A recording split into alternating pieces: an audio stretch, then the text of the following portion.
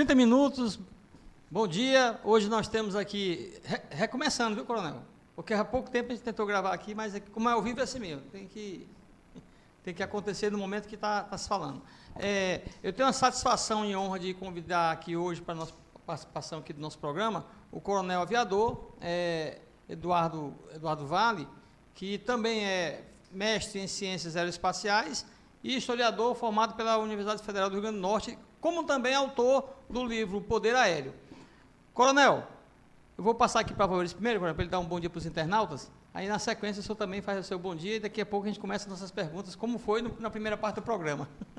Bom, pessoal, bom dia a todos. Retornando aqui, tivemos uma pequena falha técnica, mas com certeza agora vocês irão assistir aqui o programa com mais eficácia. Então, assim, a palavra eu passo para o coronel.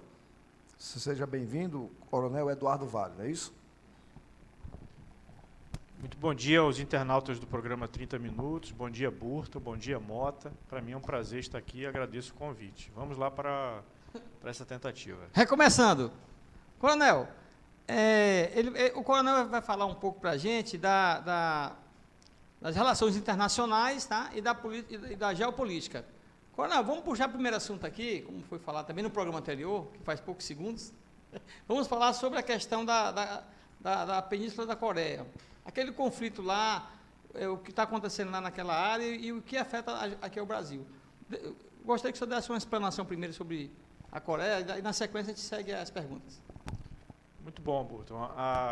Realmente aqui o nosso objetivo é informar os internautas sobre situações que afetam as relações internacionais do Brasil e a geopolítica das respectivas regiões, especificamente falando sobre a situação na Coreia, nas Coreias e na Síria. Então, como eu já lhe disse, eu pude residir na Coreia do Sul por 2 anos e desde essa época eu me encantei com o país e comecei a me dedicar mais ao estudo da situação, focando na questão das relações internacionais e da geopolítica.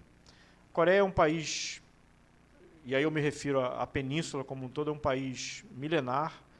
Desde os anos 2000 a.C., já existem registros da ocupação. E é um país que, ao longo da história, enfrentou vários desafios. Na época em que os portugueses estavam chegando ao Brasil, a Coreia já estava desenvolvendo o seu idioma especial. E a data que mais importa para a gente, nesse contexto da nossa discussão, é o ano de 1905, que foi a data da invasão japonesa na península.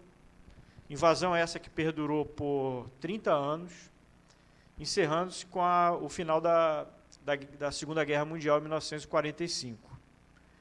Durante esses 30 anos, as estruturas de governo, as estruturas políticas da Coreia foram fragilizadas e, ao término da Segunda Guerra, inicia-se a Guerra Fria, né, a disputa entre as duas grandes potências, a União Soviética e os Estados Unidos, que tem reflexo direto no país, fazendo surgir 2 grupos distintos, um no norte e outro no sul, que começaram a disputar a prevalência pelo poder. Essa disputa acaba gerando a Guerra da Coreia, do ano de 1950 a 53.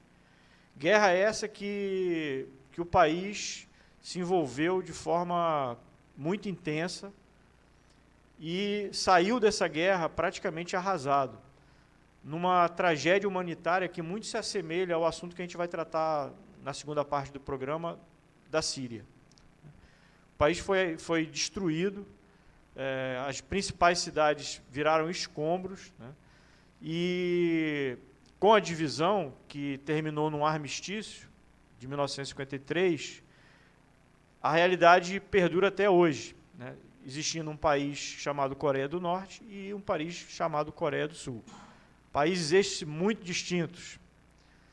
Falando mais sobre a Coreia do Sul, é uma potência econômica, é a 8ª potência econômica mundial, é um país tecnologicamente muito avançado, que do final da guerra para os dias de hoje deu um salto fenomenal, né, em termos de crescimento, muito devido à educação.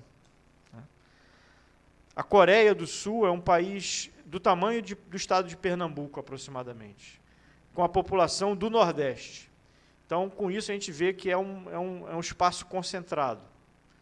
Já a Coreia do Norte é um espaço geográfico semelhante, porém com a população menor, permitindo uma dispersão maior sobre o espaço físico. A situação hoje, a situação entre os dois países, é uma situação extremamente interessante de se analisar.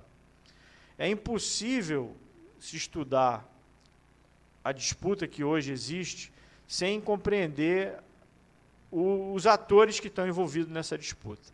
E aí a gente pode falar tanto da China, quanto dos Estados Unidos, quanto do Japão, por exemplo, para ficar apenas em 3.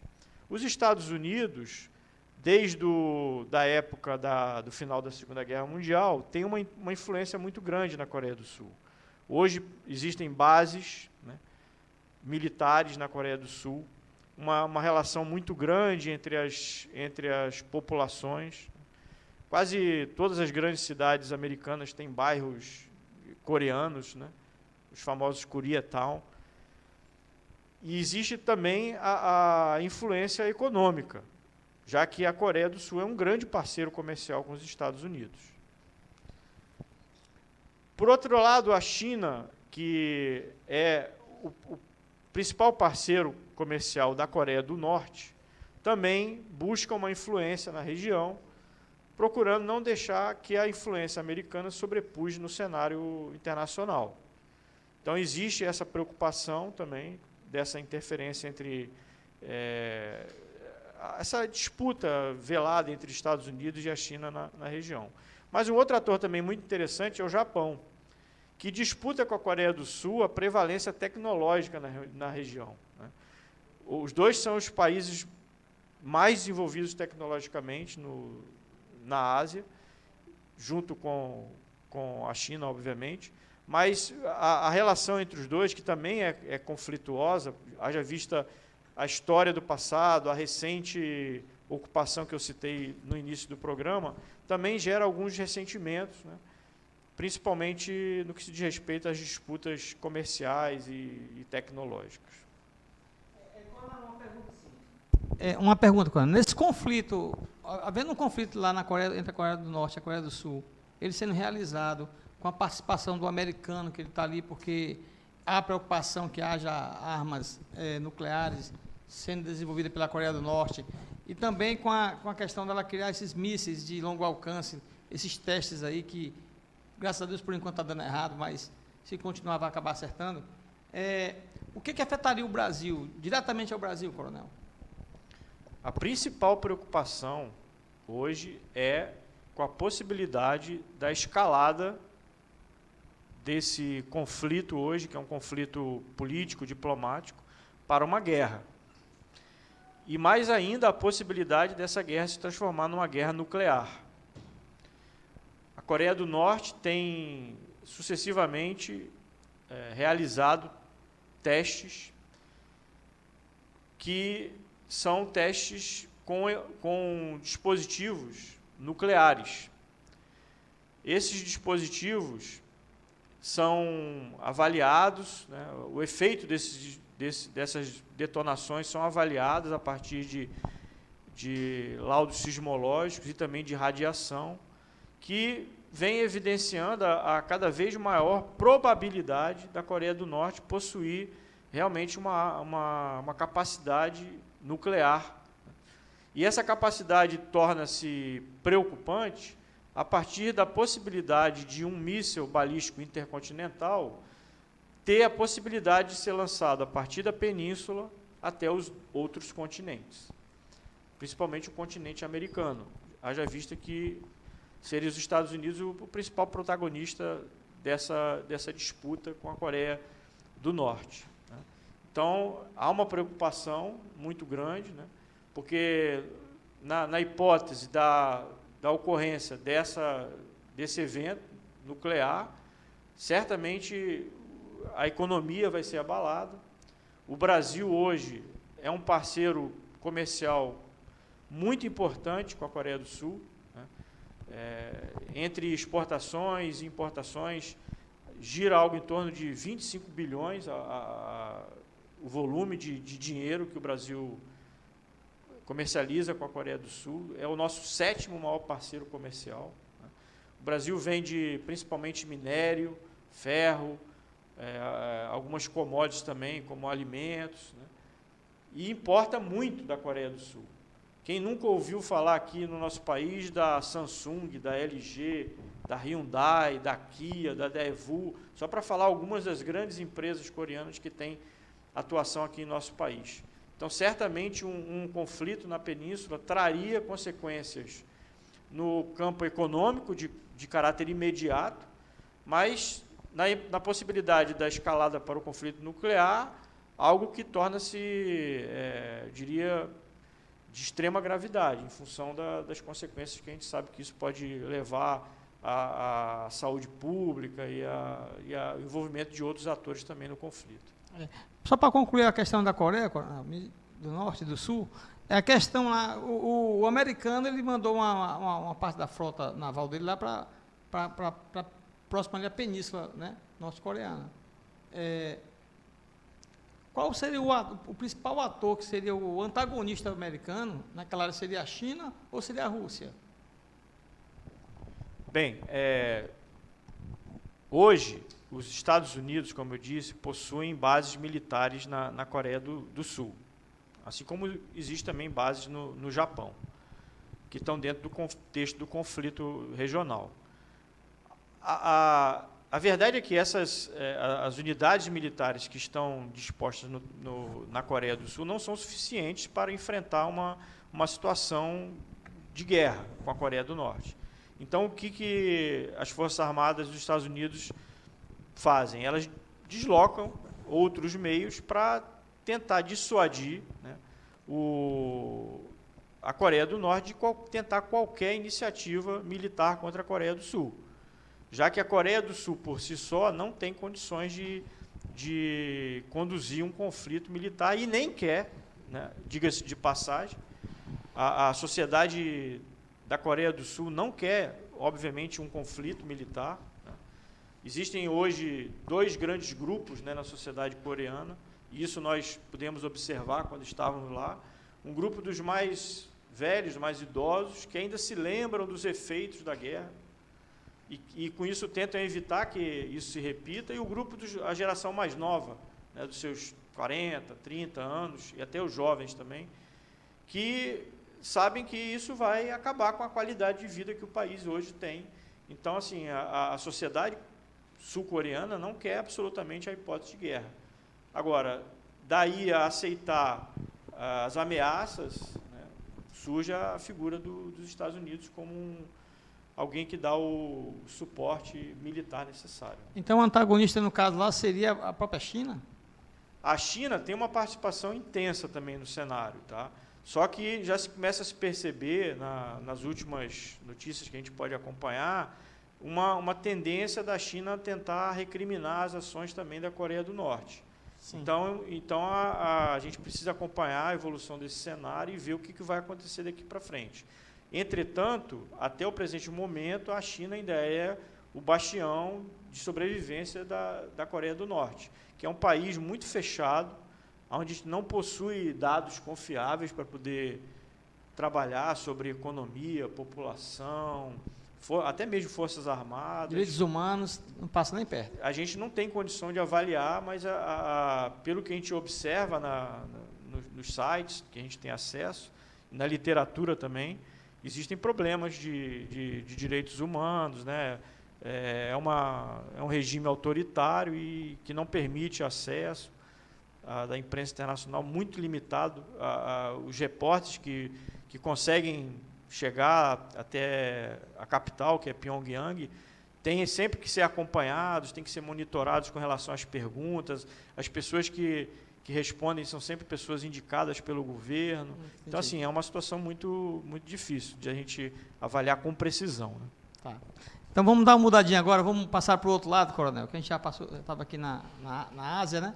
Vamos sair agora lá ali próximo do Oriente Médio, ali, né? Vamos para a Síria. Só para lembrar, viu, Burto, que o som agora está perfeito e as pessoas. Está perfeito estão, o som? Agora sim, agora. Já que ele lembrou isso aí, Coronel, o senhor vai permitir aqui que eu vou dizer, pessoal, olha, nós estamos refazendo o programa, porque como é ao vivo, né, sem som, fica igual o Charlie Chaplin, né? Não, jamais a gente vai se comparar ao Charlie Chaplin, porque sem som ele fazia tudo, né? A gente precisa do som. Coronel, agora voltando aqui. Vamos então para a Síria, Coronel. A Síria é um problema fantástico que está acontecendo, fantástico no sentido da desgraça mesmo que está acontecendo lá. É uma verdadeira desgraça. Há muitos interesses, passa por petróleo, deve passar por água também. Queria que o senhor desse uma esclarecida um pouquinho da Síria, que é um assunto complexo e obscuro para muita gente, viu? E o que afetava o Brasil nesse contexto aí? Queria dizer só que a regravação ela foi em função da grande audiência que o programa está tendo nas redes sociais, e Facebook, WhatsApp, etc. Então foi por isso que a gente decidiu regravar também, né? Dada a importância do assunto. Com certeza. A importância ela se revela pelo aquilo que esses temas trazem de reflexo para o Brasil, mas também para o contexto, né, de globalização que hoje nós vivemos, né? A cada dia a gente vê e ouve, assiste os problemas dos outros países, tentando muitas vezes até se afastar dos problemas internos, né, que estão realmente dominando o nosso país no momento, mas trazer o que esse tipo de situação, como ocorre na Síria, que é no momento a maior catástrofe humanitária do planeta. Estima-se que mais de 5 milhões de sírios já fugiram do país em função do conflito que tem destruído as principais cidades, inclusive sítios históricos têm também sido alvo da ação, né, dos bombardeiros ou dos grupos que estão em oposição. E o Brasil, só para se ter uma ideia, já recebeu mais de 2.000 refugiados sírios e continua recebendo, né, em função do êxodo que está acontecendo. Então, é uma situação que impacta realmente a questão humanitária, mas também a questão geopolítica na região. Haja vista a participação dos Estados Unidos e da Rússia nas ações militares que vêm se desenvolvendo. Eu diria que esses dois seriam os protagonistas, porque existem outros também. No caso da Síria especificamente, Burto e Mota, o problema maior é de acessar fontes que sejam fidedignas para trazer as informações que a gente precisa passar para os internautas. Então, existe uma dificuldade, principalmente porque no Brasil se produz pouca informação sobre o conflito. A maioria das informações vem das agências internacionais, dos sítios de internet, dos periódicos e até mesmo de algumas organizações não governamentais, tipo Médicos Sem Fronteiras, Cruz Vermelha e algumas específicas que tratam sobre o conflito na Síria. Tá? É um conflito que tem, por um lado, o presidente Assad no governo, né, e grupos rebeldes que, desde 2011, tentam derrubar o presidente Assad em função das políticas que o presidente vinha conduzindo no país. O conflito, hoje, é um conflito que ocupa praticamente todo o país. Além dos grupos rebeldes, surge também o protagonista, né, que é o Estado Islâmico, supostamente um grupo de terroristas que usam do conflito para crescer de importância e de capacidade, a fim de perpetrar atentados em todo o mundo, né, como recentemente vimos na França e na semana passada em Londres. Tanto os americanos e os países que apoiam a coalizão focam no combate ao Estado Islâmico, que seria a justificativa de eliminar o terrorismo, mas também a Rússia, apoiando o governo de Assad, foca também no combate ao Estado Islâmico. No final das contas, os rebeldes sofrem os ataques da Rússia e as forças de Assad sofrem também os ataques das forças da coalizão liderada pelos americanos. Só um textozinho aqui, Coronel, do Estado Islâmico. É um grupo que quer montar um principado com o objetivo final de violência contra todo mundo, ou ele só está usando um meio da violência para chegar onde ele quer? O que é que o senhor vê? Bom, até onde a gente pode acessar com as informações que nós dispomos, né, como eu disse, são informações difíceis de serem conseguidas, né? Nós não temos uma presença de correspondentes, né, lá eu diria, no teatro de operações, na Síria propriamente dita. Mas o que a gente percebe a partir dos discursos, principalmente na mídia ocidental, é que o Estado Islâmico quer se aproveitar da situação de confronto entre as forças pró-Assad e os rebeldes para estabelecer na região, não necessariamente na Síria como um todo, mas na região, uma espécie de Estado com autonomia, inclusive política, para poder conduzir a ideia de confronto com os países ocidentais. Essa eu diria assim, uma visão bem simplista, mas é a que a gente pode deduzir em função das informações que a gente tem disponível. Até porque são vários os grupos presentes, né? Eu deixei de falar aqui, por exemplo, dos curdos, da rivalidade entre os sunitas e xiitas, que é um dos fatores que movimenta os conflitos na região. Deixei de falar também do Hezbollah, que também está presente, né? Enfim, são vários atores que participam desse contexto e que tornam assim, a avaliação muito difícil, sem um acesso ideal às fontes para a gente analisar. Então, será uma guerra muito demorada. Bom, nessa sua pergunta, Burto, a gente pode trabalhar com alguns cenários, né? O primeiro cenário é a deposição do presidente Assad, que pode levar o país a continuidade do caos, até porque os grupos vão continuar tentando prevalecer politicamente para ascender ao poder. O outro cenário, que eu diria que é um cenário um pouco mais catastrófico, mas é realista, né? É a intensificação dos conflitos entre as forças em oposição, principalmente dos seus apoiadores, no caso, os Estados Unidos, principalmente, e a Rússia, tentando prevalecer a opinião de que um apoia o governo e o outro apoia os rebeldes. Isso pode levar a uma escalada do confronto entre forças americanas e as forças russas, de conclusões imprevisíveis, né? Mas é um cenário realmente catastrófico. Ou um outro cenário, talvez o terceiro possível, é a continuidade dessa situação, uma fragmentação cada vez maior do país, a separação possivelmente em províncias autônomas e a continuidade da crise humanitária que hoje já é quase que insustentável. Eu estava assistindo a um noticiário da CNN, aí tinha um sírio, que a repórter tratou ele como refugiado, né? E perguntou para ele se ele estava gostando de estar lá no país dela, como refugiado. Ele simplesmente olhou para ela e falou assim: olha, ninguém quer ser refugiado. Eu queria estar no meu país, morando na minha casa, trabalhando onde eu conheço a minha família, meu trabalho. E é quem está sofrendo a consequência disso tudo, coronel. Ou seja, é uma guerra civil, está acontecendo ali, né? E nesse contexto aí, você vê que os países, no geral, não estão apoiando muito o refugiado, não. Alguns estão até recusando, né? Enquanto a Alemanha, se eu não me engano, ela abre as portas a países que estão realmente negando, tá, a ponto de negar esse pessoal entrar. Aí eu pergunto ao senhor assim: essa situação continuando lá vai cada vez mais aumentar essa quantidade de refugiados, né?